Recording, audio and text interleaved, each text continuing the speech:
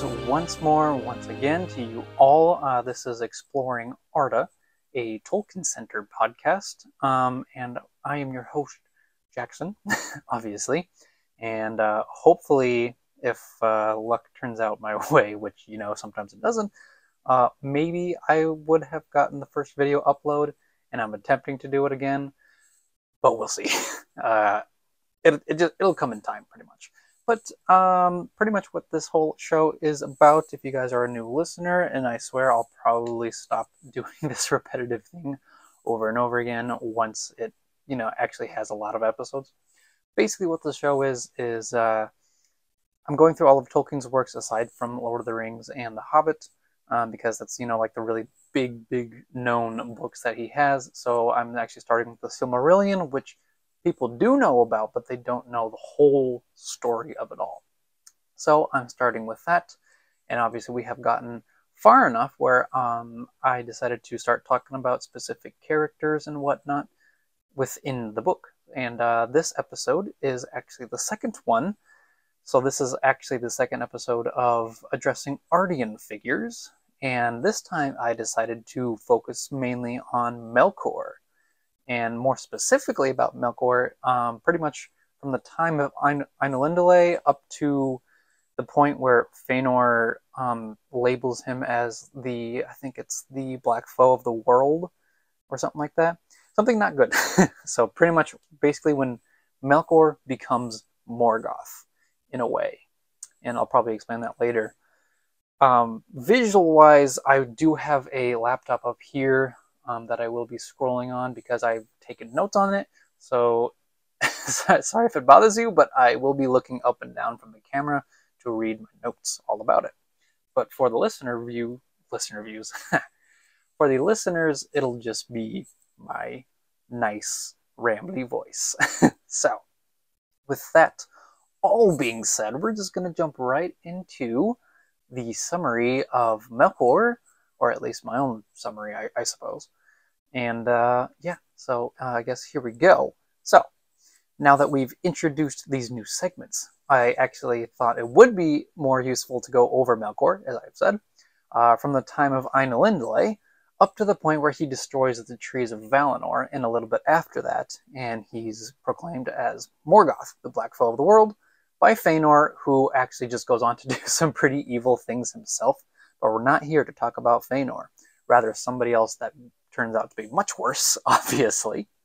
But to really tie things together, I thought it would be best to both include Melkor and Iluvatar. So this really is a part 2 to Iluvatar and the thoughts about Melkor and his whole transformation of being an Ainur to kind of a Valar, and then obviously to the enemy of the world. So there's a lot of transformation there. So obviously Melkor is well known for the whole discord of Melkor, as it's seen throughout the fandom, I guess, of Tolkien. And he pretty much interrupts Eru Iluvatar's main themes of the Ainur with like loud noises and clamorous sounds. This is when Iluvatar is declaring the 3 themes that the Ainur have, who all seem to have like their own unique melody to Iluvatar's main theme. However, Iluvatar does claim that Melkor is mightiest among the Ainur, so it makes sense that Melkor is the one who practically defies Iluvatar. In my opinion, Melkor is still very jealous of the Ainur almost right away, even though he's known for having the most power and almost a sort of cleverness given from Iluvatar himself. Of course, there's also like Manwë and Ulmo and Tulkas and Barda, all these really great, brilliant characters that have immense power. But like even they all recognize that Melkor is almost like above them all because he has all these gifts given from Iluvatar himself. Secondly, to kind of follow this, I also think that Melkor becomes covetous, and his curiousness, there you go, of the void is actually what drives him to want to know what the secrets are of the void, and it's something that Iluvatar knows. And this is seen from the imperishable flame, something that Iluvatar makes known to the Ainur, actually. And it's actually the one thing that Melkor desires because of its own source, his own creator, which makes sense because, I mean, it's if his creator knows something about it, about like a truth of the void, and it's practically everything else that's like unknown. So of course he's drawn to it. So to put that really together, Melkor is a very jealous and covetous character. It's seen much soon after that when the Ainur learn about the children of Iluvatar, Melkor desires to rule over them and for them to call him Lord and whatnot. But when he's causing all of his destruction and marring because of his naturally brooding and hatred, anger, he's pretty much punished because he just doesn't get what he wants. He's basically put into a Valar timeout, so to speak, for like 3 ages to think about what he's done. And when he's back out, he immediately just starts to scheme against the Valar and try to get anyone and anything on his own side. So during all of this, he learns about the Silmarils, forged by Feanor, and of course, what does he do? He covets them instantly and sets out to find Feanor and get the Silmarils from him, pretty much forcefully. But not before he gets his revenge on the Valar and destroy the trees of Valinor with the terrifying entity called Ungoliant. So here we come to Ungoliant.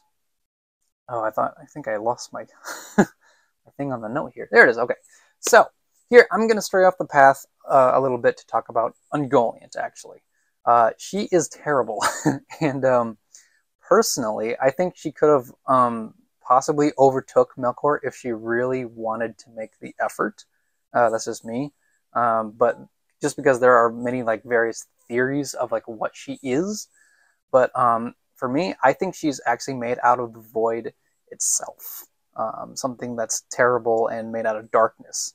And later when they're coming into the Blessed Realm and whatnot, and they destroy the trees of Valinor, she literally makes a veil of what's called unlight, which is also, terrible. They're pretty much invisible to anything that's holy, I guess.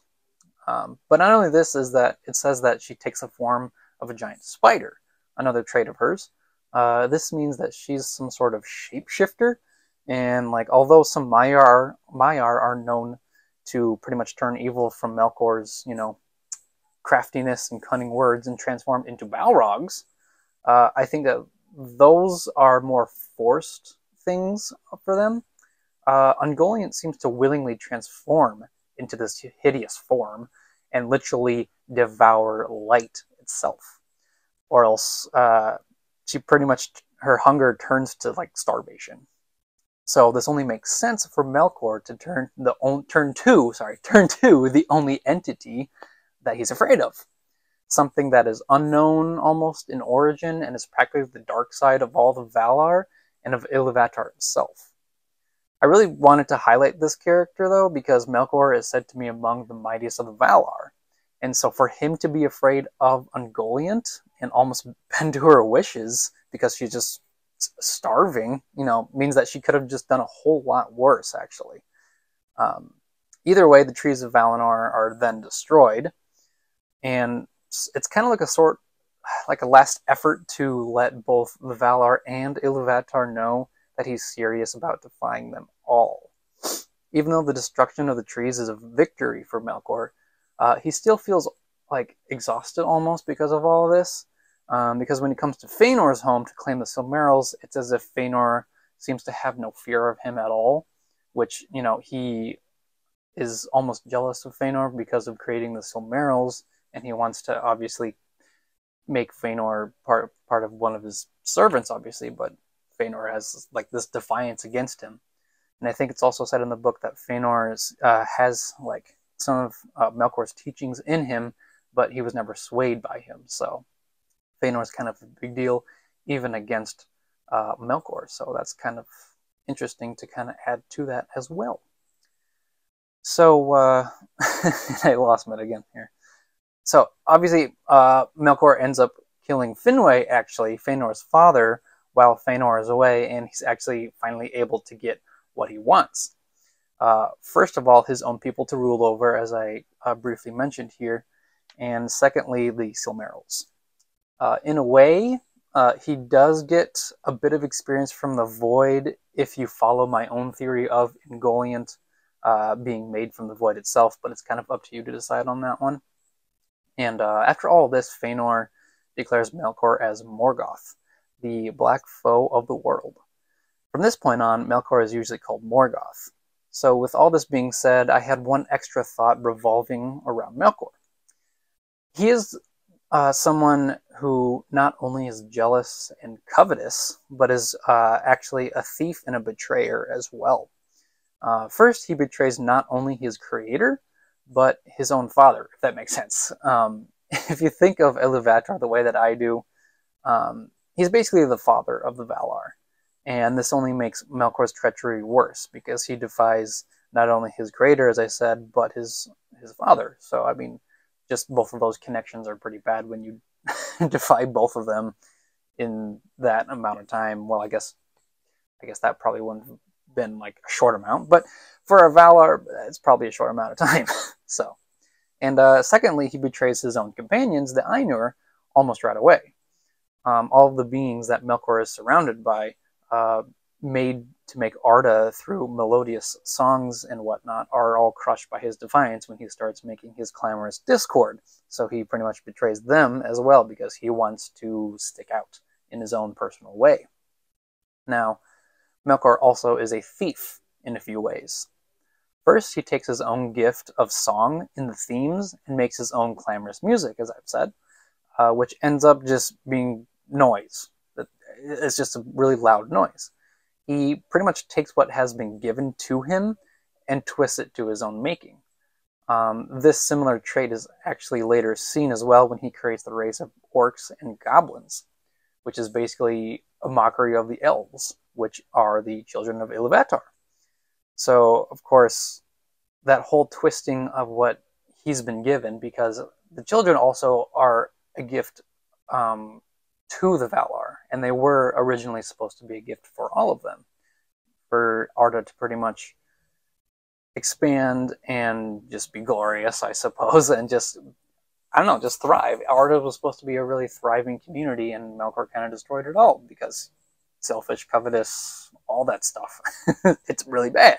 So, let's see here. Oh, and then, of course, he's literally a thief, like actual thief, by stealing the Silmarils, which is the last light of the Trees of Feanor.